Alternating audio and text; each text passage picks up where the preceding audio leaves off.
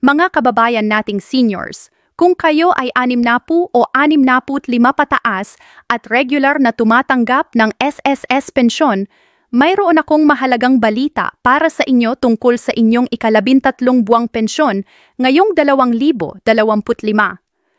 Bago pa man sumapit ang katapusan ng taon, marami na sa atin ang nagtatanong, nag-aalala, at patuloy na kumekonsulta sa kanilang mga bank account dahil alam nating ang ekstrang kita na ito ay malaking tulong lalo na sa panahon ng Pasko para sa gamot, para sa mga apo, para sa hapunan ng Noche Buena at para sa mga bayarin na patuloy na tumataas.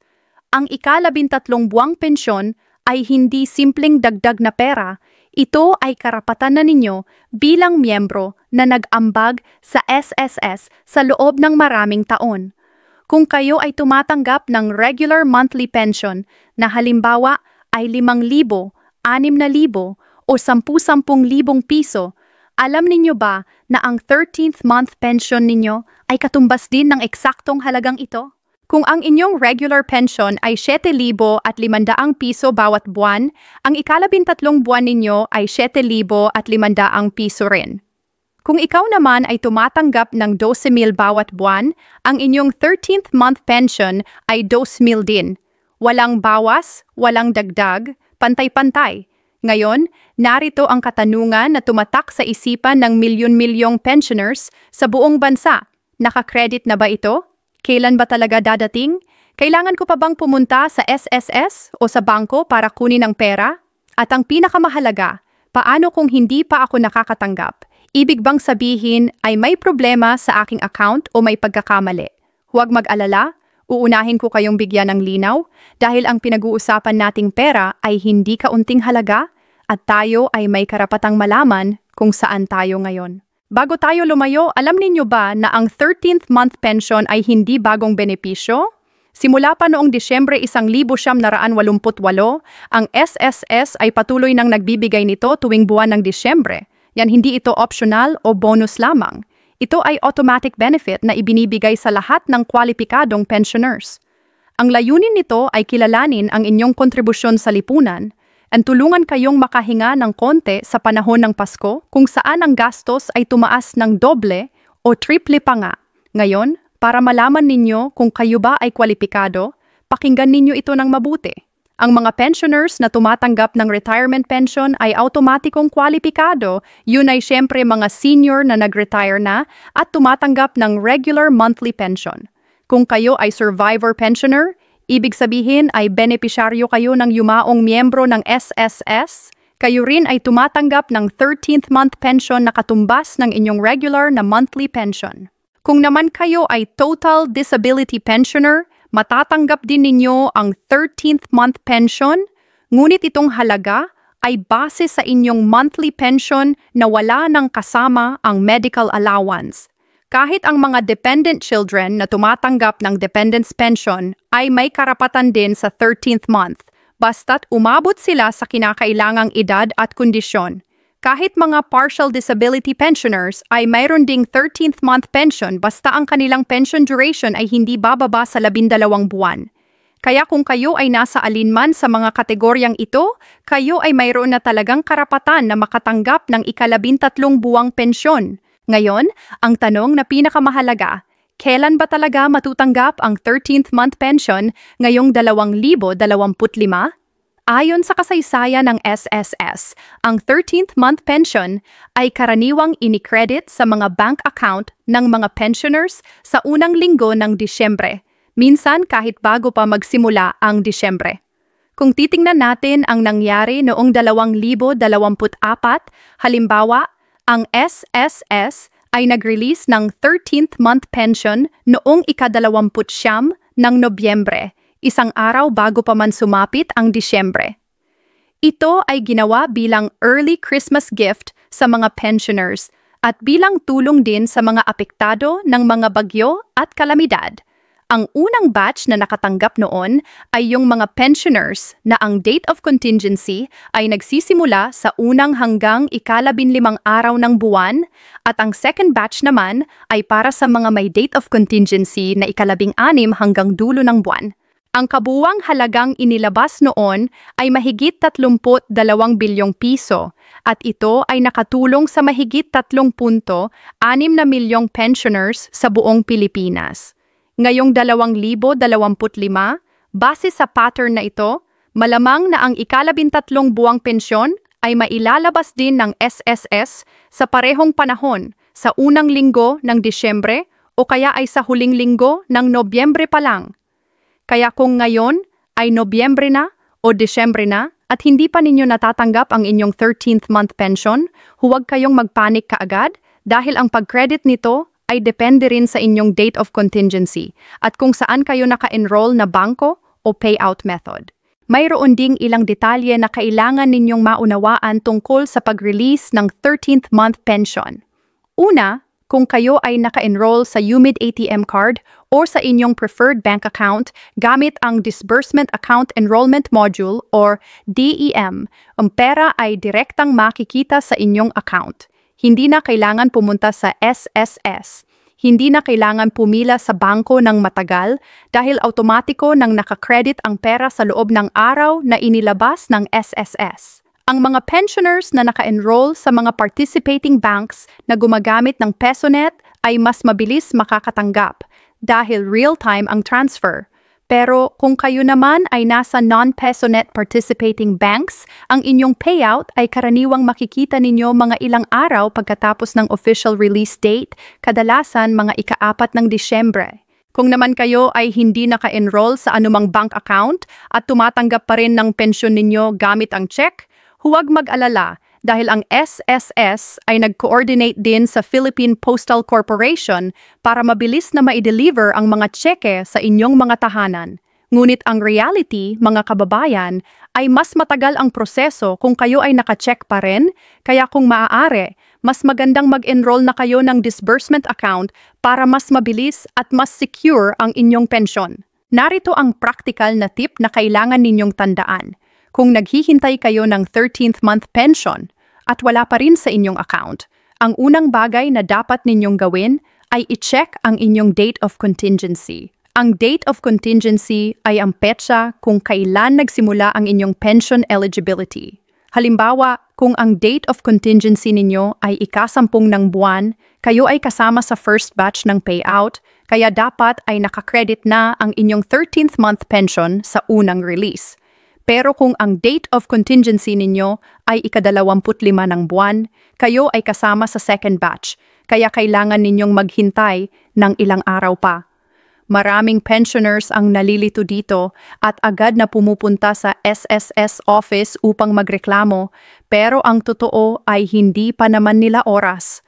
Kaya huwag kayong magmamadali, tingnan muna ninyo ang inyong SSS records o contact ninyo ang SSS hotline na 1455 para malaman kung kailan ba talaga kayo makatatanggap base sa inyong date of contingency. Pangalawa, siguraduhin na ang inyong bank account ay active at walang problema. Minsan ang dahilan kung bakit hindi nakakredit ang pera ay dahil ang account ay naka-freeze or naka-block dahil sa mga technical issues o sa bangko mismo. Kaya mahalaga na regular ninyong i-check ang inyong account at makipag-ugnayan sa bangko kung may nakikita kayong kakaiba. Pangatlo, kung kayo ay isa sa mga pensioners na kumuha ng advance 18 buwang pensyon, ibig sabihin ay nag-avail kayo ng option na makatanggap ng 18 buwan na halaga ng pensyon, sa simula pa lang, ang inyong ika-13 buwang pensyon ay ibang usapan pa rin iyon at dapat pa rin kayong makatanggap nito. Pero ang release date ay maaaring mag-iba ng konti depende sa policy ng SSS. Ngayon, pag-usapan naman natin ang mga posibleng rason kung bakit hindi pa kayo nakakatanggap ng inyong 13th month pension kahit na lampas na ang expected release date. Una sa lahat, baka may problema sa inyong account enrollment. Kung hindi kayo naka-enroll sa DEM or kung ang information sa inyong UMID card ay outdated, malamang na hindi makakapasok ang pera sa inyong account. Ang solusyon dito ay pumunta sa pinakamalapit na SSS branch o gamitin ang MySSS online portal para i-update ang inyong information at mag-enroll ng disbursement account. Pangalawa, posible rin na may pending na documents o requirements kayo na hindi pa naikumpleto.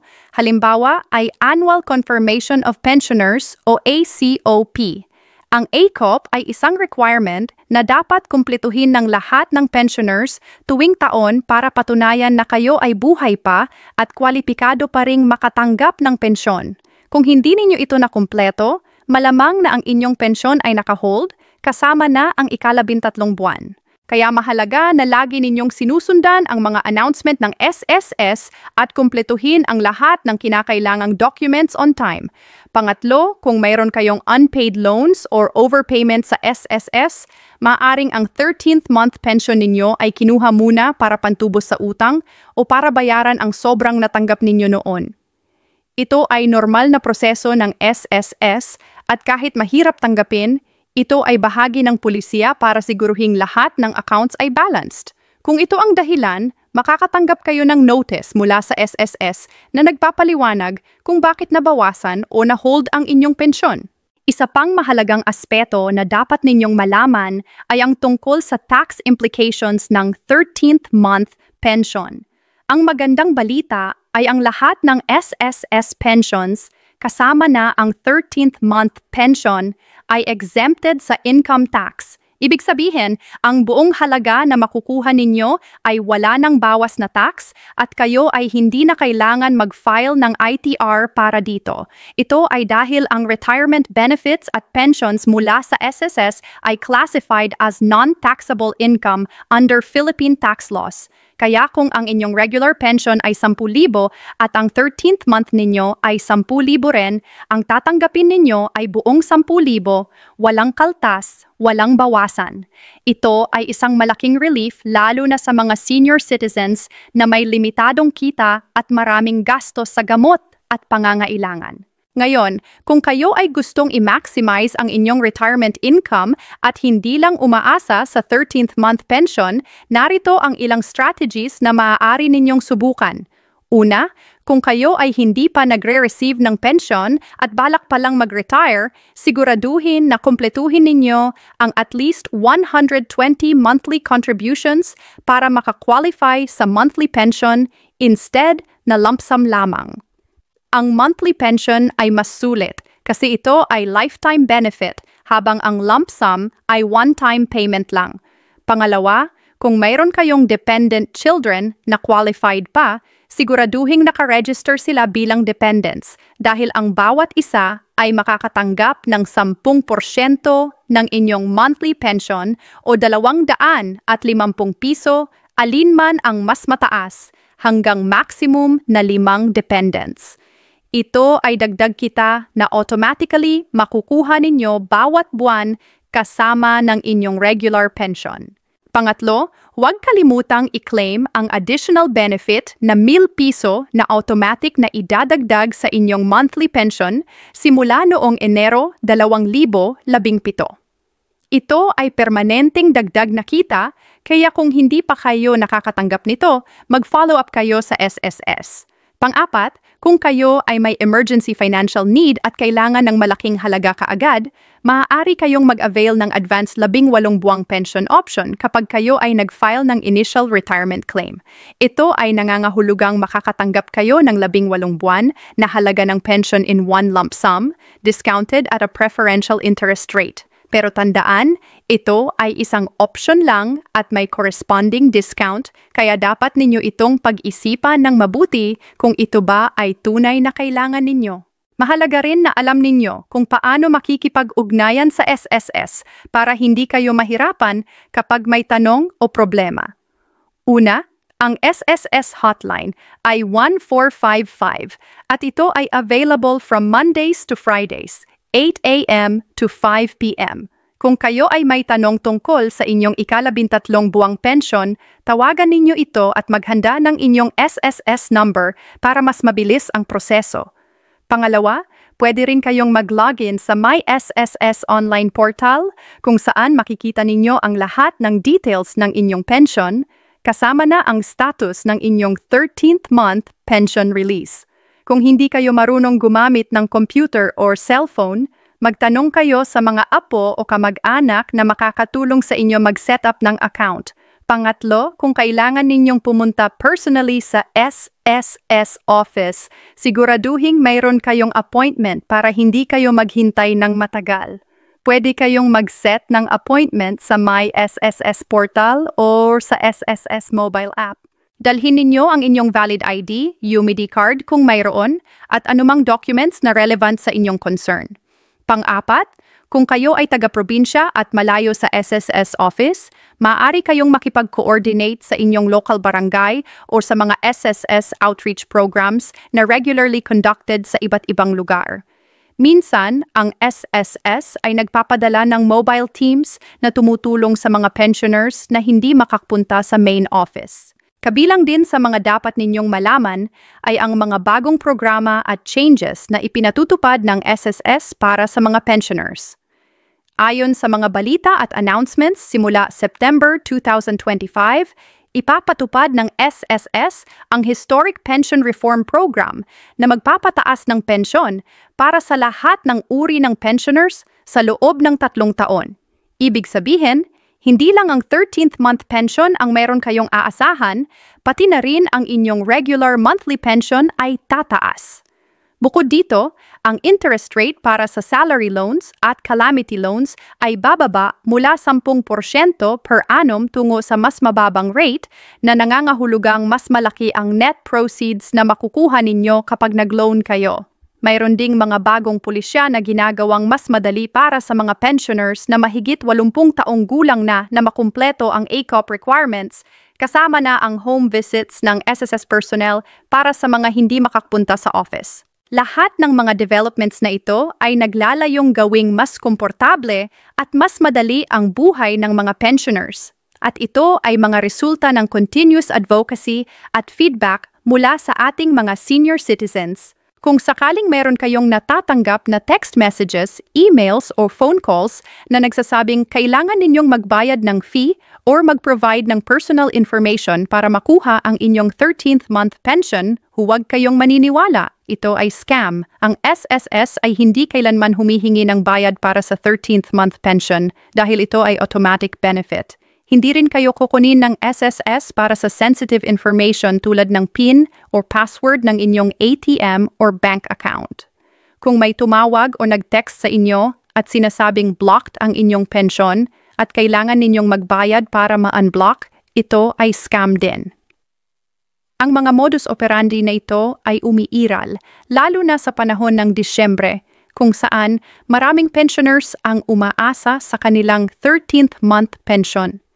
Kaya maging alerto at huwag magbigay ng kahit anong information o pera sa mga taong hindi ninyo kilala. Kung may duda kayo, direktang kontakin ang SSS sa official hotline o pumunta sa SSS office para kumpirmahin. Sa pagtatapos, ang ika-13 buwang pensyon ay isa sa mga pinaka-inaabangan ng mga SSS pensioners tuwing Disyembre at ito ay karapatan ninyo na natanggap ito sa tamang panahon at sa tamang halaga. Kung ngayong 2025, wala pa kayo sa inyong account, siguraduhing i-check ninyo ang inyong date of contingency, i-verify ang inyong disbursement account enrollment at makipag-ugnayan sa SSS kung kinakailangan. Huwag kayong mag-alala ng labis dahil ang SSS ay committed na tulungan ang lahat ng pensioners at tiyakin na makukuha ninyo ang benepisyo na karapat-dapat sa inyo. Ang pera na ito ay hindi simpleng bonus. Ito ay pagkilala sa inyong mga taong pagtatrabaho, sa inyong kontribusyon sa lipunan, at sa inyong mga sakripisyo bilang mga manggagawa noon at bilang mga senior citizens ngayon. Gamitin ninyo ito ng maayos para sa inyong kalusugan, para sa inyong mga pangangailangan, at para sa kasiyahan ng Pasko kasama ang inyong mga pamilya. Mula sa amin, naway magkaroon kayo ng masaganang Pasko at naway ang bawat piso na inyong matatanggap ay magdala ng ngiti at pag-asa sa inyong mga puso. Maraming salamat sa inyong pakikinig at sana ay nakatulong ang video na ito na linawin ang lahat ng tanong ninyo tungkol sa inyong ika-13 buwang pensyon. Kung mayroon pa kayong katanungan, mag-iwan ng komento sa baba at huwag kalimutang mag-subscribe at mag-share ng video na ito sa inyong mga kapwa seniors para silang rin ay makaalam at makakuha ng kaalaman na kanilang kailangan. Mabuhay ang ating mga senior citizens at mabuhay tayong lahat!